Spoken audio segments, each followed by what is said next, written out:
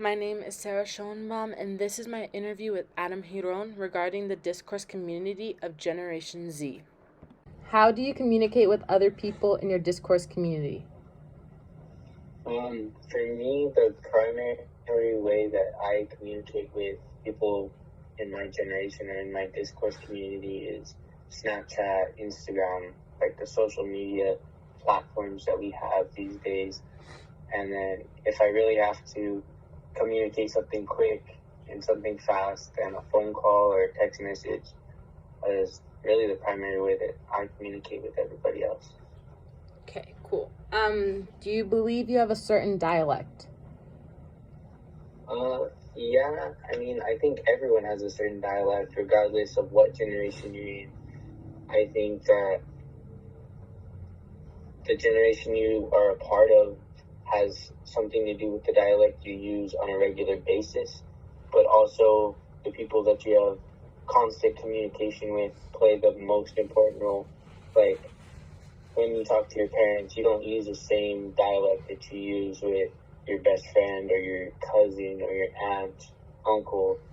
It just differs from person to person. Okay. What would you identify as your discourse community? Well, the discourse community I would say is mine would be Generation Z, just because that it's broad and it incorporates all the smaller discourse communities that I am a part of, whether it's basketball, football, or whatever other discourse communities that I am a part of. It incorporates it all. It's just a broad term. Okay. Do morals play a role in your life? And if so, what are your morals? Morals do play a huge role in my life. Some of my morals are family always comes first, regardless of anything. If you have a girlfriend or a cousin or an aunt, an uncle, a sister, a best friend, like, family is always going to come first, regardless of who's going against it. If your best friend hates your family, they aren't your best friend. If your teammate on the basketball court hates your family, they aren't your teammate. Because regardless, family is always going to come first for me, no matter who goes against them or if they're right or wrong. I'm going to support them. Okay, cool. And if you're given the option to be a part of a different generation, would you do it? Yes and no. Yes, because I like how, not really this generation, more of the beginning of our generation.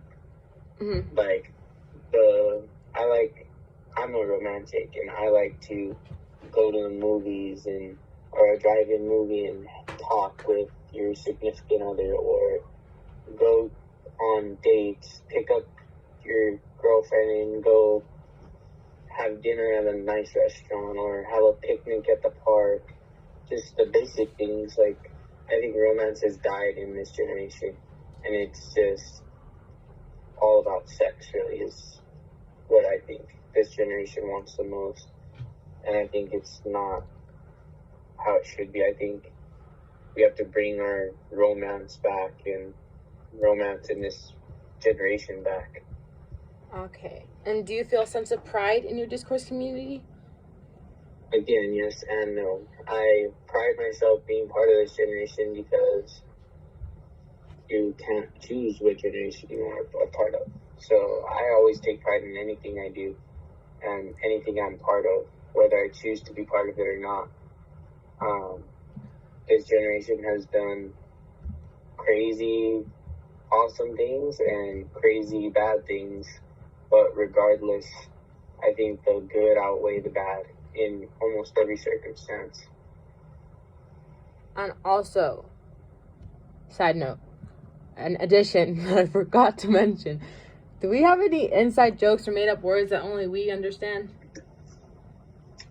We did, but eventually other discourse communities and other generations eventually picked up on it, like something that used to be primarily teen run and Generation Z run was TikTok or Snapchat or Instagram.